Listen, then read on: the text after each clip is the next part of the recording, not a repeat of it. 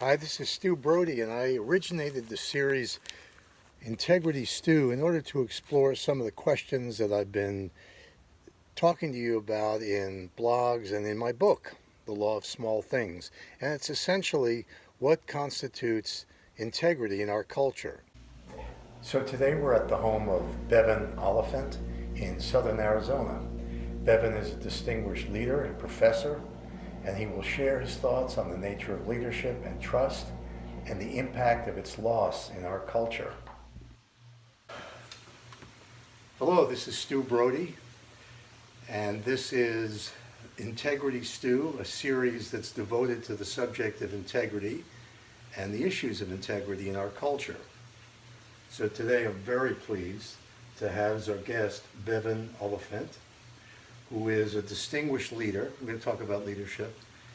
His leadership extends to 6 years with Special Forces and the 101st Airborne, a storied division of our armed services, and corporate leadership positions over many years, as well as teaching leadership at the University of Arizona in the Honors College.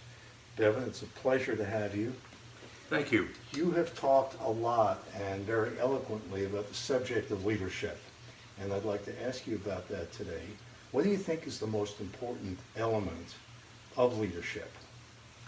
Well, that's a big question, but I'll try to simplify it. I think that leadership is based around the most important word in the English language, and that's trust. The reason I narrow it down, the answer to your question, to one word, is because if you do not have trust, you have nothing.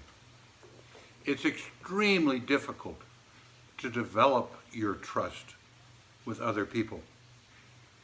But once you lose it, it's even more difficult to bring back. And today, as we look around our country, we are lacking in trust. What do I mean? Look at Congress. It's never ever been at a lower level of trust. Nobody trusts our political leaders today. The direction that the country is going in today is lacking in principles. And when one lacks in principle, one cannot have trust of the voting public.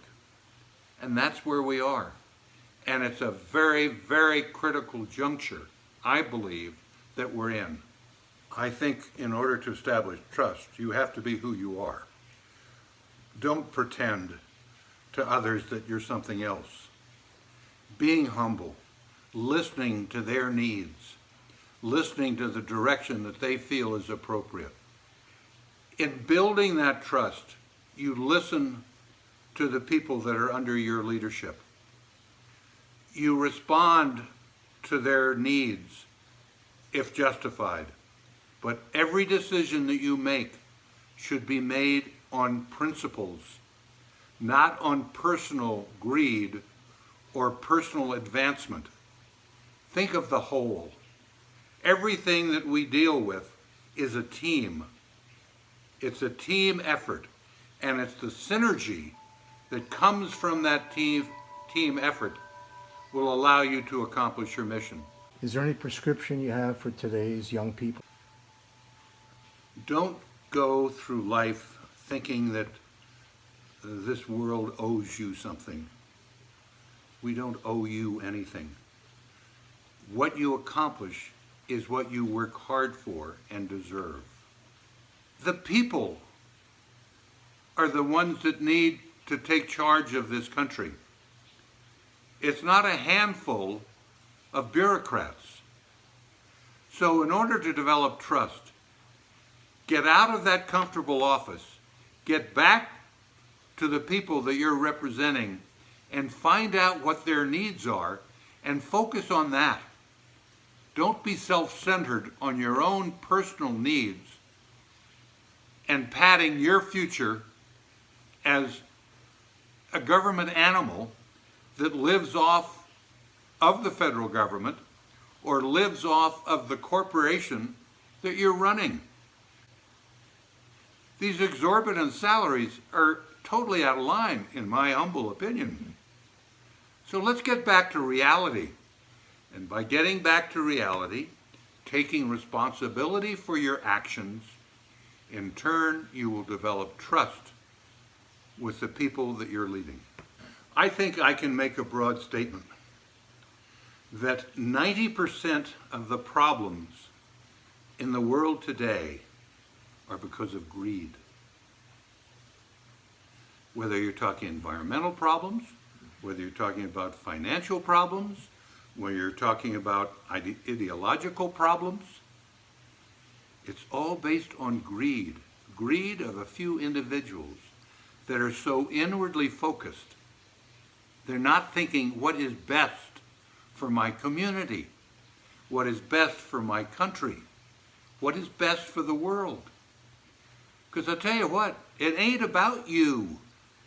Even though you get in this perfumed environment, in these idyllic offices with a great view, it's not about you. Cut yourself down to who you really are. Be a principled person. Don't always look inwardly as to what is best for you. This me is consuming us.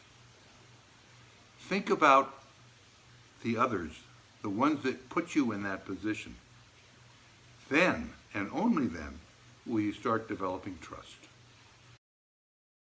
So, what's my take on Bevan's interview?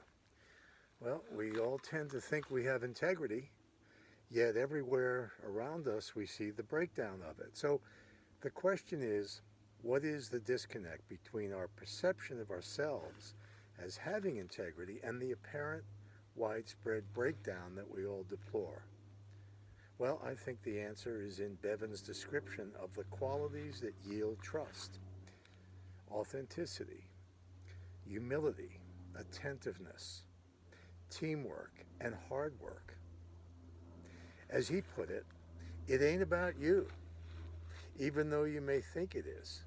Cut yourself down, he says, to who you really are. And who you really are is a person capable of living by principles.